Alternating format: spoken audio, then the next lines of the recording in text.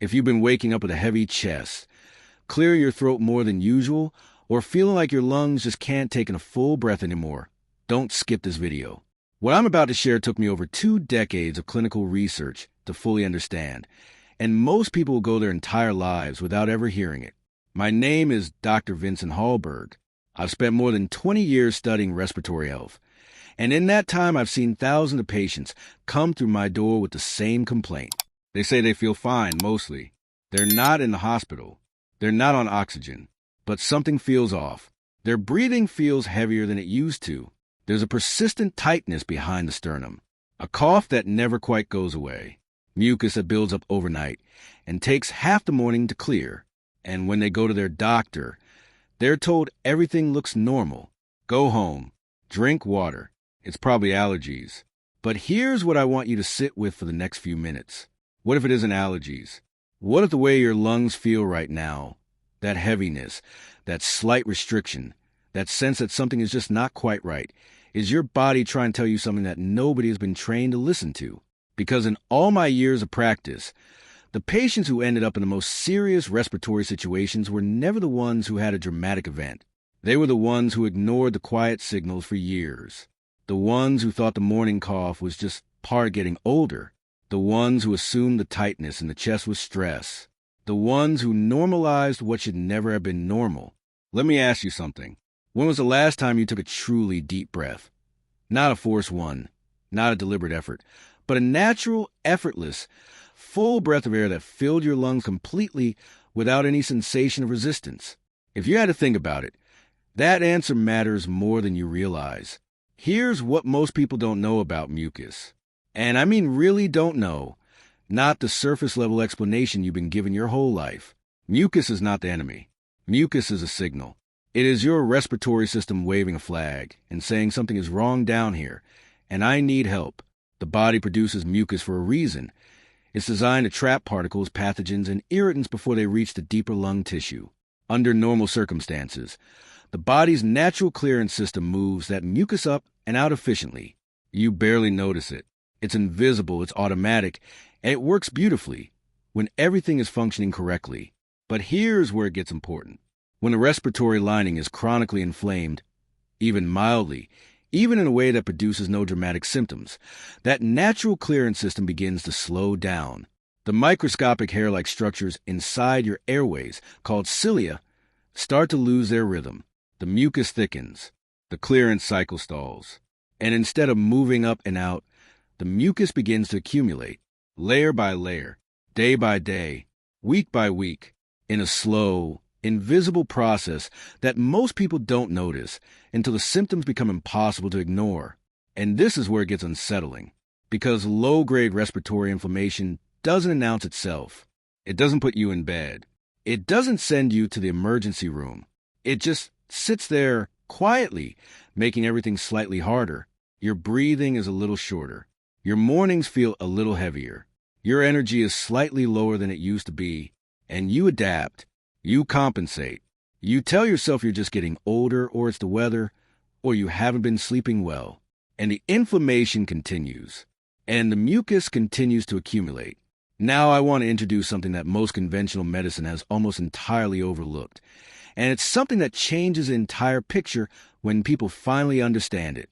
There's a class of environmental agents, mold spores being the most significant among them, that can settle in the respiratory lining and fundamentally disrupt the body's ability to manage its own mucus production. You don't have to live in a visibly moldy house for this to happen. Mold spores are airborne. They're in offices, in car ventilation systems, in buildings that look perfectly clean from the outside. And once those spores establish a low-level presence in the airways, the inflammatory response they trigger becomes chronic. The mucus system never gets a chance to reset. The body is constantly reacting, constantly producing, constantly trying to expel something it can never fully clear. Most people who are living with this right now have no idea it's happening. They've never connected the dots between their environment and the way their lungs feel. They've been treating the symptoms, the cough, the congestion, the fatigue, without ever addressing what's driving the system into that cycle in the first place. So let me paint you a picture, and I want you to stay with me here, because this part is important. Imagine someone who is 45 years old. They've had a slight morning cough for 3 or 4 years. Nothing serious, just a habit of clearing their throat after waking up. Some days the chest feels heavier, especially in winter. They've noticed their breath gets short faster than it used to when they climb stairs. Their doctor says the lungs sound clear. They go home. They adapt. They assume it's just age. Another year passes. The cough is a little more persistent. The heaviness is a little more frequent. They start avoiding situations that require physical effort because the breathlessness is uncomfortable. Another year, and another, and slowly, without any single dramatic moment, the quality of their breathing, and by extension the quality of their daily life, has diminished in a way that feels permanent. Now I want you to ask yourself honestly, does any part of that description feel familiar? Because here's the thing that nobody tells you. The window in which the body can reset this cycle, in which the inflammatory pattern can be interrupted and the respiratory system can begin to clear and restore, that window is not unlimited.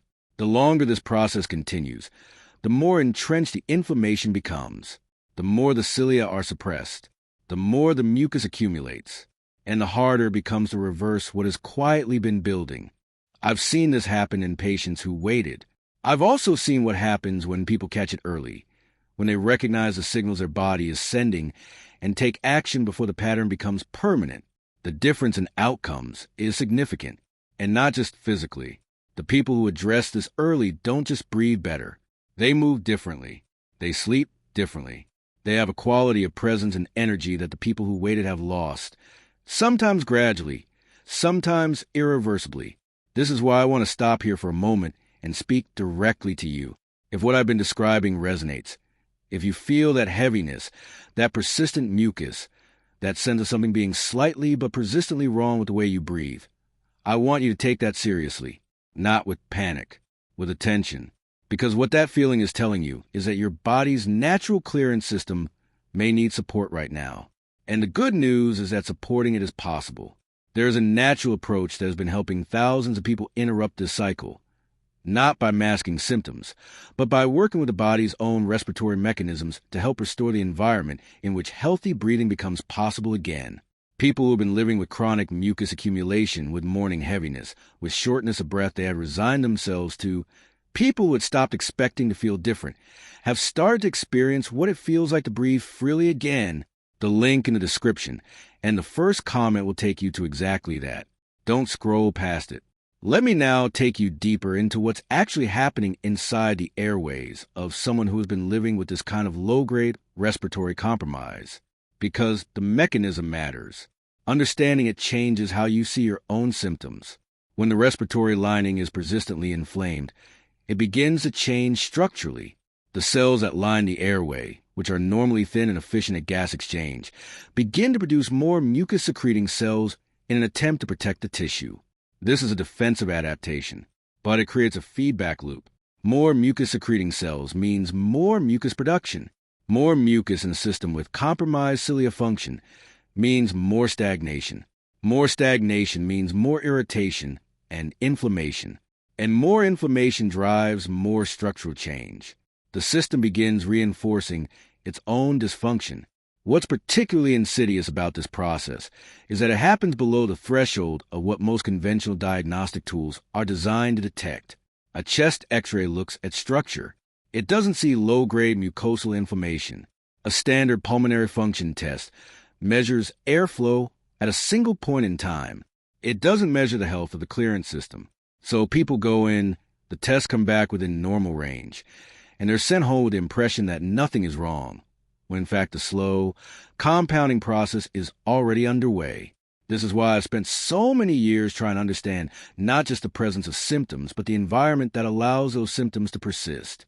And what becomes clear, when you look at the research and the clinical patterns, is that the single most important variable in whether someone's respiratory system can recover its natural balance is whether the underlying inflammatory cycle gets interrupted early enough.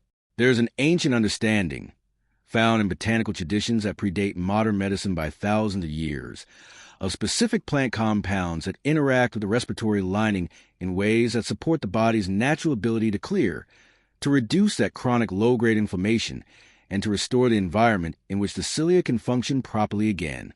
Science has, in recent years, begun to catch up with what those traditions understood intuitively, and the results in the people I've seen apply this knowledge are remarkable not because anything dramatic happened quickly, but because the slow decline stopped, and then, gradually, quietly, the way it had deteriorated, things began to improve.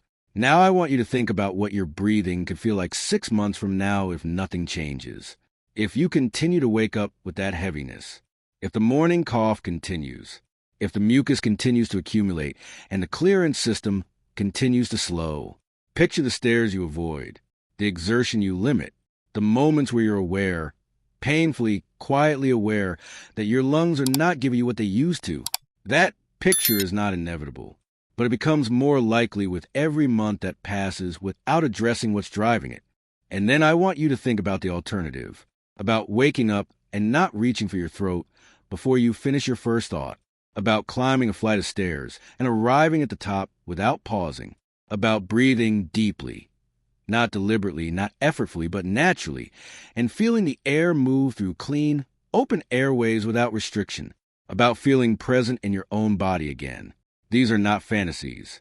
These are the descriptions I hear from people who interrupted the cycle before it became permanent.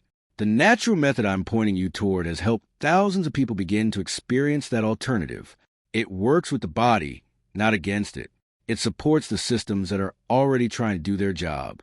And it is available to you right now, through the link in the description and in the first comment below this video.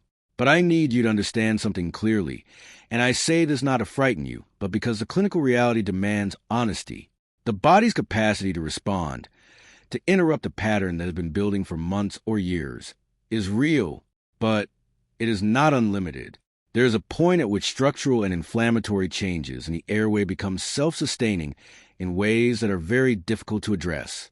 The people I've seen reach that point wish they had acted when the signals were quieter, when the morning heaviness was still just a heaviness, when the cough was still just occasional, when the body was still sending signals rather than simply adapting to compromise. You're watching this video right now. That means the signal reached you. The question is what you do with it. The link is there. The support is available. And the window in which your body can still respond fully, is open right now. Don't let it close while you wait to feel ready. Act while your body is still asking for help, not after it has stopped asking.